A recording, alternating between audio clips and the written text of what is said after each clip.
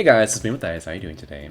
So today I'm going to be watching a video called The Most Difficult Filipino Songs of All Time. Now we all know this Philippines is the land of the belters. So this is going to be a very accurate list. Like most Filipino songs are hard to sing. If I were to choose some songs that were hard to sing off the top of my head, I would think Again Come Along because of that whistle note.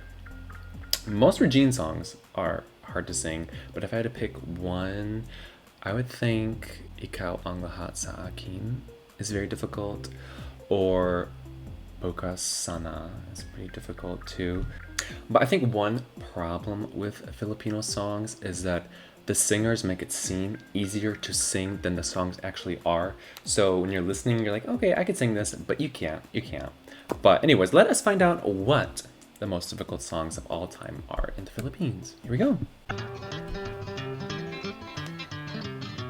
This is the hardest song right here. Ang Pilipinas ay napupuno ng napakagaling na mga awit. Mapa-technical man o high notes pa yan, ay kayang-kaya yang gawin ng Pinoy.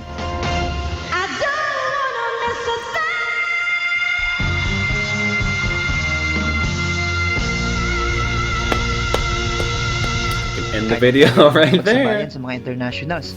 At higit sa lahat, ay magaling lumikha ng mga kanta na hindi basta-basta.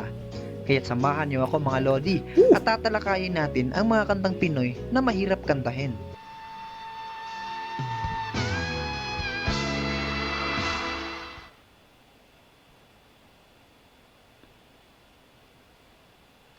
I'm not a vocal expert. Yeah, neither am I.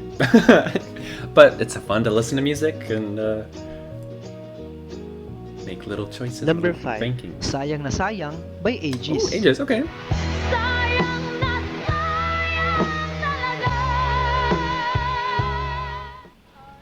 Ang kantang ito ng Aegis ay may tuturing na isa sa pinakamahirap nilang kanta. Bukod kasi sa sobrang taas na tono, ay medyo konti lang ang rest part ng kantang ito. Kung baga hindi ka makakapagpahinga ng masyado kapag kinanta mo ito.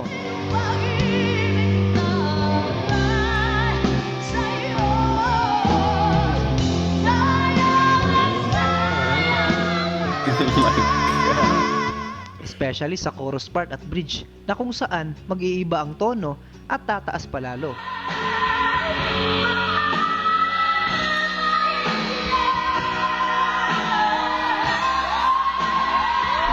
Ooh.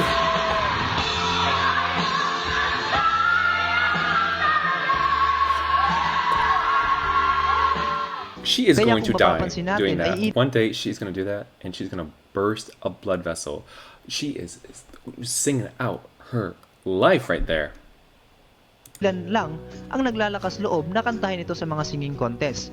Dahil kapag naubusan ka ng hangin sa kantang ito, siguradong tapon ang performance mo. Pero kung sa videoke ka kakanta ay siguradong walang problema. Kasi wala namang judge at tanging kainuman mo lang ang iyong audience. Number 4, Hanggang Ngayon by Kyla. Really? Ang definisyon ng isang mahirap na kanta ay hindi lamang nagbabase sa kung gaano ito kataas o kung gaano ito kabilis. Ang iba ay nagiging komplikado dahil sa mga vocal changes na ginagawa ng mga kumanta nito. Kagaya na lamang ng kantang Hanggang Ngayon na kinanta ng R&B queen na si Kyla.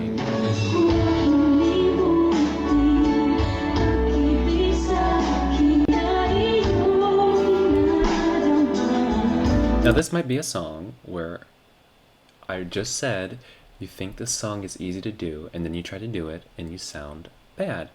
So I can see that this being a difficult song because you really have to master that soft side of your voice. It's not a big belting song. Ang kantang ito ay medyo mabagal at hindi gaanong kataasan. Ngunit kinakailangan ng matinding emosyon at flexibility ng boses from real voice to falsetto na hindi mahahalata ng mga nakikinig. Okay, you got me convinced. Bakit hanggang ngayon ay ikaw pa rin sinta?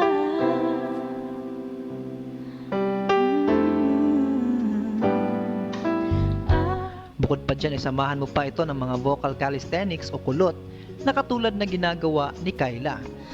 Sana'y mag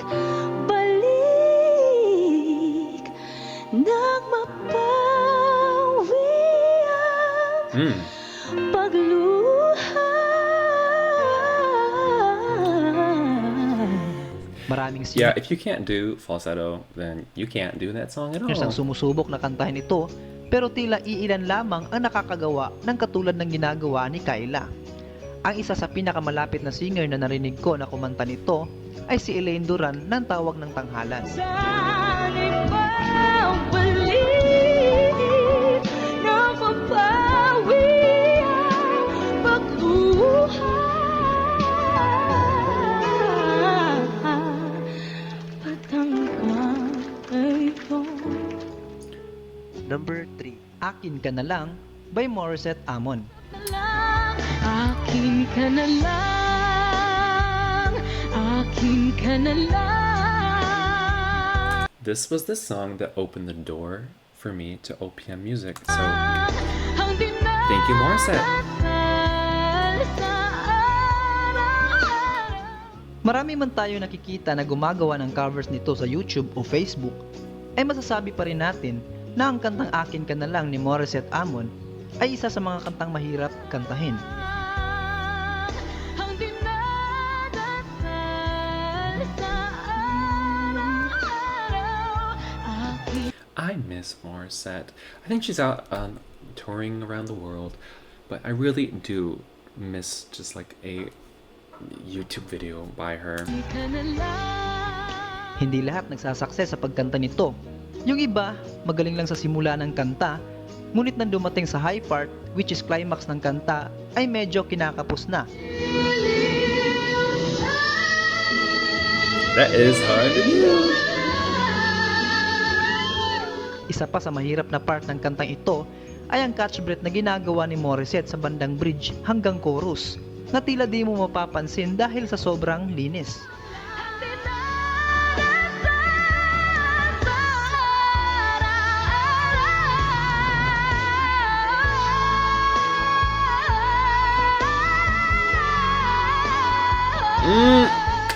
Samahan mo pa ng whistle na tanging si Mori lang ang narinig kong perfect na nakakagawa.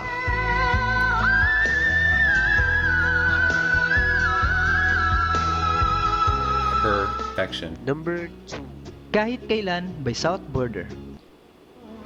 Kahit kailan. Mmm.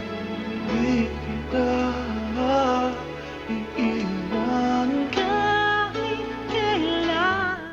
Kung ikaw ay fan ng South Border at ng kanilang kantang Kahit Kailan, ay alam mo na kung gaano kakomplikado ang kantang ito. Kumbaga, magsisimula ka sa mababa at magtatapos ka sa isang I gotta listen to more South Border. I really do. Their voice, oh, so good. It's like reminiscent of Boys to Men. I think I would really, if I did like a dive into their music, I think I would really love it. taas na nota. Kahit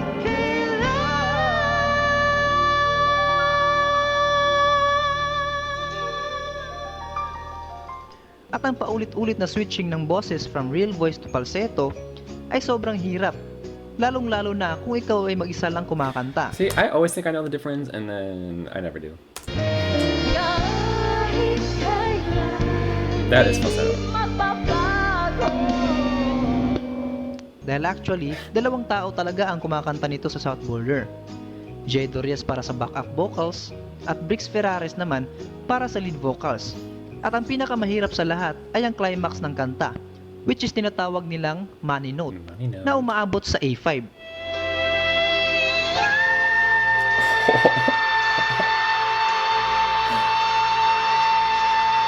Holy moly! Imagine mo na lang Wow. kung gaano kataas yun. Kahit nga babae ay nahihirapan abutin yon. Gayon pa man, marami namang mga singers Oh ang my god, this is from 3 years ago, and Katy Perry couldn't even catch a break back then. success sa pagkanta nito, mapa-professional man o normal na tao.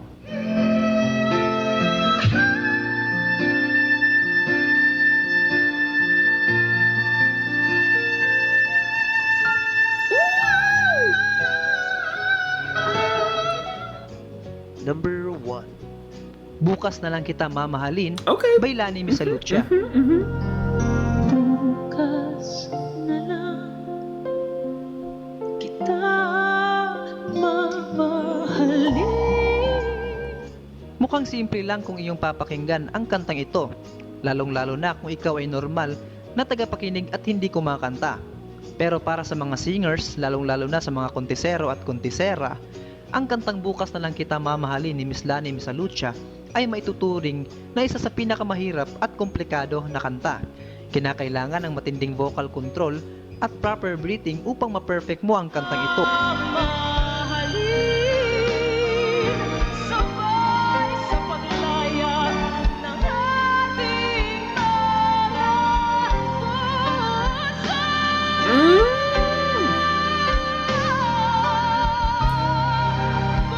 Bukas na lang kita,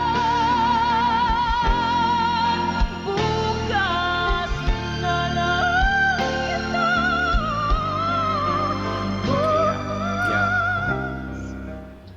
Bihira lang rin ang gumagamit ng kantang ito Very sa mga easy to contest go pitchy dahil during those masyado parts. itong mataas at technical.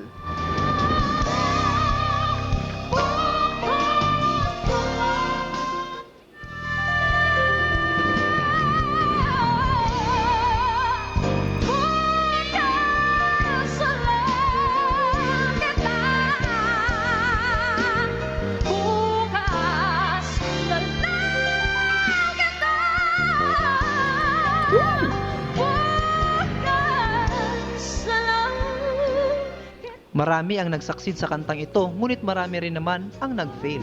Sa paglaya ng ating mga puso.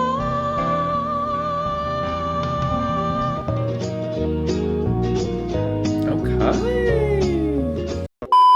Alright, I appreciated that list, and it made me want to listen to South Border. The only song that I'm like, I don't know if it's the hardest song is Hanggang Nayon by Kyla, but to each their own. I can see how it would be difficult if you can't do falsettos, and like it'd be very easy to have your voice crack doing it. But I agree with the rest of them. They were all very difficult songs. So, great list. I kind of wish that they had put performances of people doing them really poorly, so you get to actually see how difficult the songs are. But then I guess most of us could just sing it and then we understand why they're the hardest songs to sing. So I appreciate the list. Very cool. But anyways, thank you guys for watching. I'll see you all later. Bye.